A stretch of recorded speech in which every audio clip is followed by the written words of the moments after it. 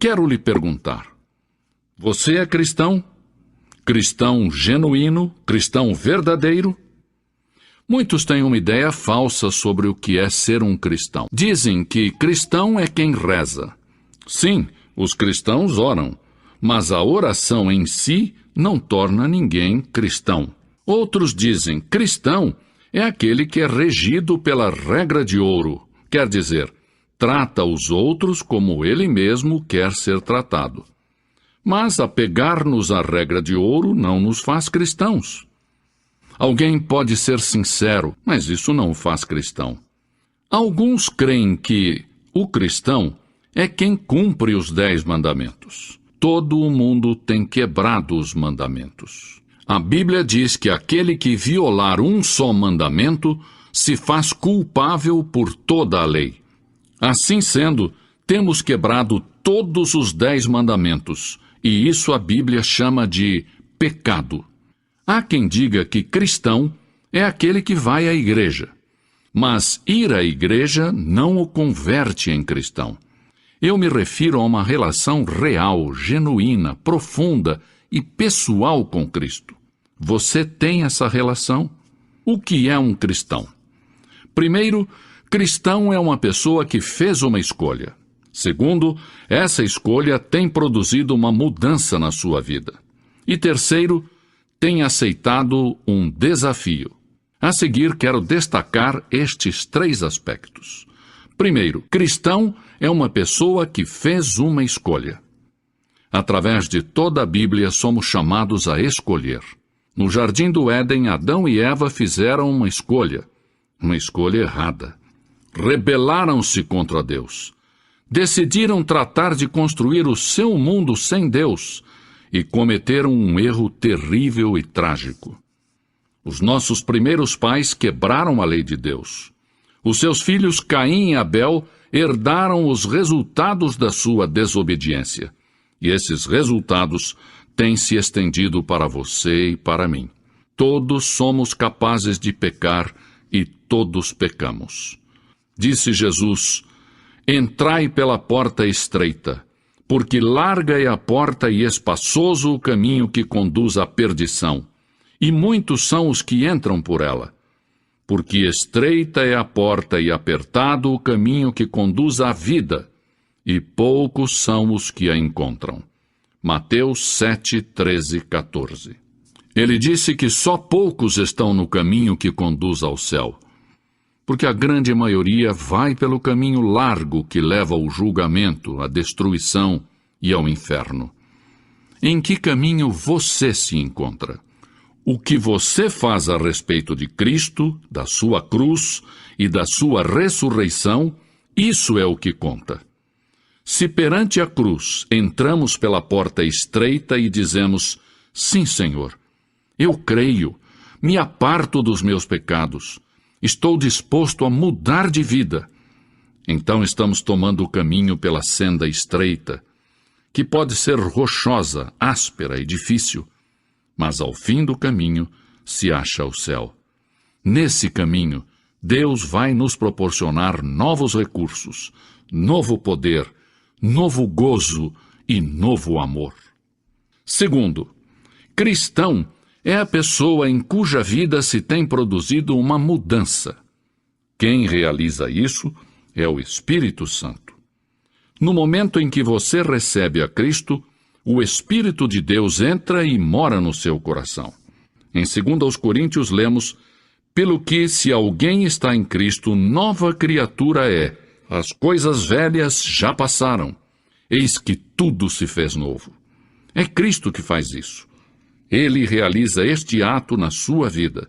E eu pergunto: é essa mudança que tem sido produzida em sua vida? As pessoas são transformadas mediante uma mudança de sua mente. Você atua segundo o que você crê.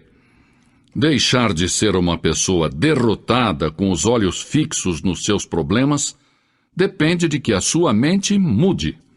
Por isso, eu peço que você mude a sua mente a respeito de Deus, a respeito de Cristo. Siga-o, e então achará a paz e a satisfação que só Ele dá. Cristo pode encarregar-se dos problemas que temos a respeito do sexo e das relações interpessoais, desde que o permitamos. Terceiro, cristão é uma pessoa que aceitou um desafio. Jesus disse: se alguém quer vir após mim, negue-se a si mesmo, tome a sua cruz e siga-me. Em outras palavras, temos que negar o eu, as nossas ambições egoístas, os nossos prazeres pessoais e pecaminosos, e logo temos que nos virar e tomarmos a nossa cruz. O que eu quero dizer com isso? Jesus disse que quando você regressar à sua escola, à sua vizinhança, ao seu trabalho e contar que recebeu a Cristo, provavelmente vão rir de você. Talvez vão fazer piada. Talvez os seus colegas e amigos nem queiram mais se relacionar com você. Você vai ter que pagar um preço. Muitos que seguiram a Jesus se apartaram dele quando ele lhes falou acerca da morte. Não compreenderam o sentido profundo de sua morte e ressurreição, que esta era a única esperança de que os seus pecados fossem perdoados e eles pudessem entrar no céu. Cristo é a única esperança que temos nesta vida ou na vida eterna. Mas Jesus ensinou que há dois caminhos, e você tem que decidir qual deles tomará. Há dois senhores, e você tem que eleger a qual deles servirá. Há dois destinos, o céu e o inferno. Você tem que escolher. Deus não escolhe por nós. Ele deu o seu Filho que oferece perdoar os nossos pecados e quer nos dar vida eterna. Ajuda-nos a tomar a decisão, enviando o seu Espírito Santo para nos convencer. Esta é a decisão que devemos tomar. Jesus perguntou aos seus discípulos: quem dizem os homens que é o Filho do Homem? E Pedro respondeu: tu és o Cristo, o Filho do Deus vivo. Ao qual disse Jesus: tu estás certo, Pedro. Alguns têm receio da decisão por não estarem seguros de que alguém pode demonstrar a existência de Deus. Ninguém pode demonstrá-lo. Não podemos ir a um laboratório científico e dizer: aqui está Deus numa proveta. A Deus aceitamos por fé. A Bíblia nos diz que Deus é Espírito. Ele criou o mundo. Ele existe desde a eternidade até a eternidade. Ele tem dito: eu, o Senhor, não mudo. Mas a Bíblia também diz que Deus é amor. Ama a você, se interessa por você. Tem contados até os fios de cabelo da sua cabeça. Ama você com amor eterno. E Ele deseja perdoar você, penetrar na sua vida, no seu lar, no seu trabalho e em todas as relações para ajudar você. Algumas pessoas fazem perguntas sobre a Bíblia. Podemos confiar na Bíblia? Jó disse: guardei as palavras da sua boca mais do que minha comida. Diz a Bíblia: toda a Escritura é inspirada por Deus. Deus inspirou a Bíblia. Eu não entendo tudo o que ela diz, mas por fé aceito a Bíblia como a palavra de Deus. Cada vez que a leio, a Bíblia me fala da parte de Deus. Recordo a noite em que entreguei a minha vida a Cristo. Foi uma reunião evangelística.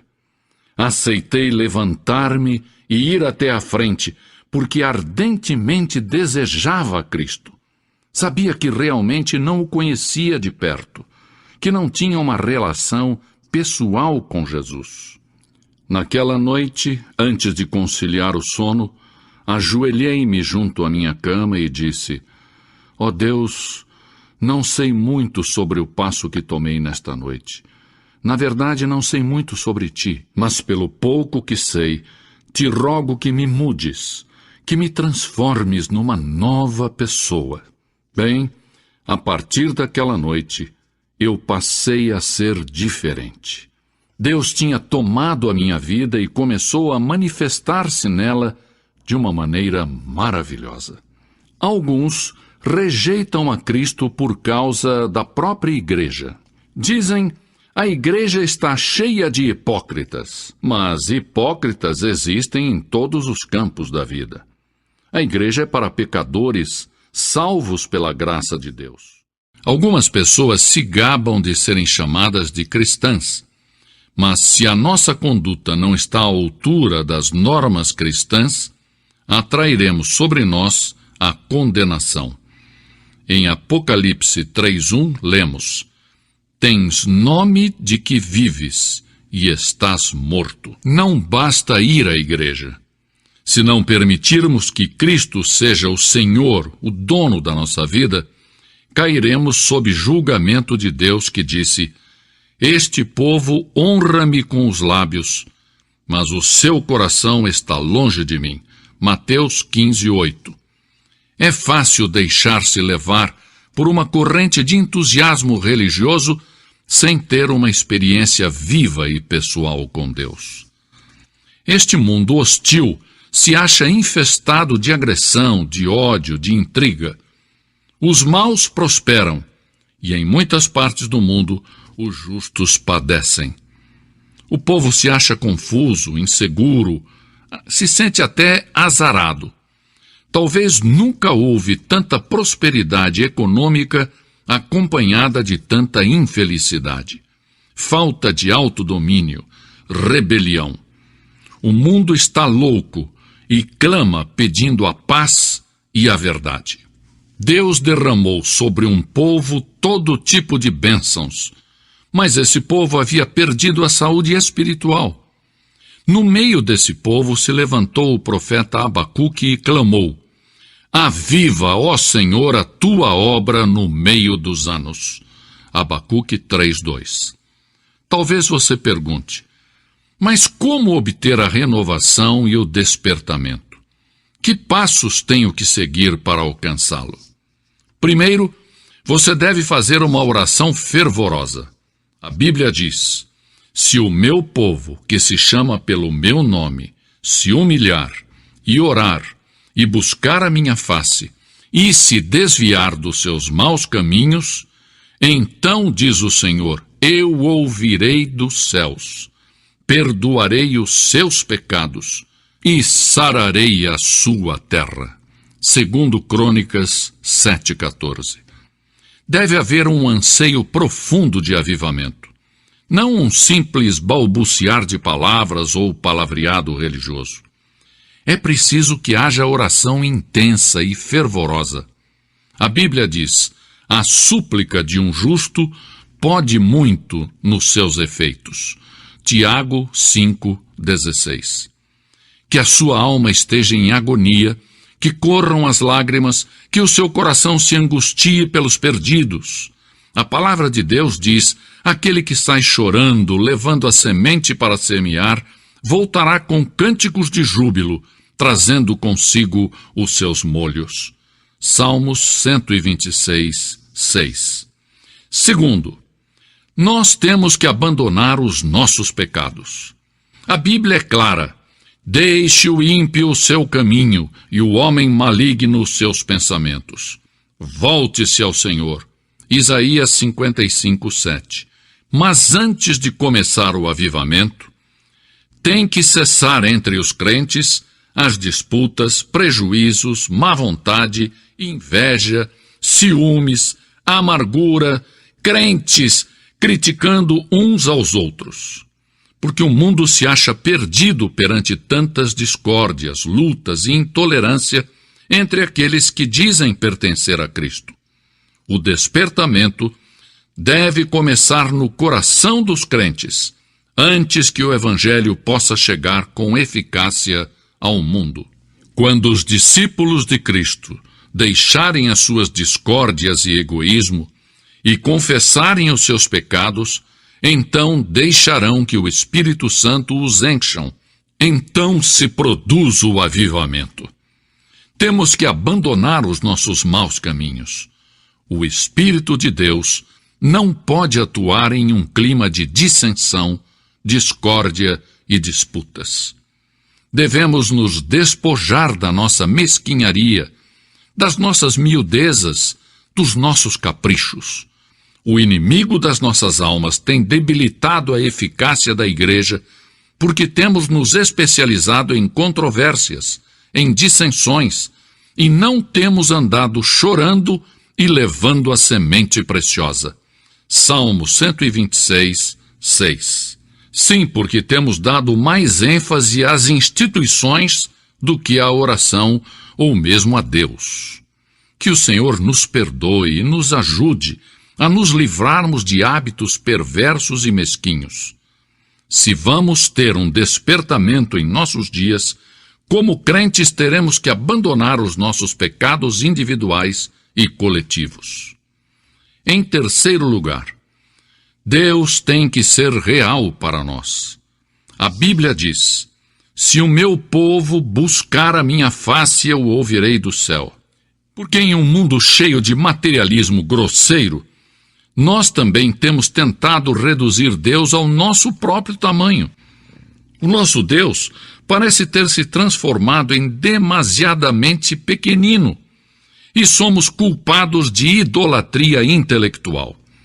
Temos fabricado em nossa mente um Deus que não é o Deus revelado na Bíblia. Muitas vezes associamos a experiência cristã genuína, vital e pessoal a pessoas altamente emotivas.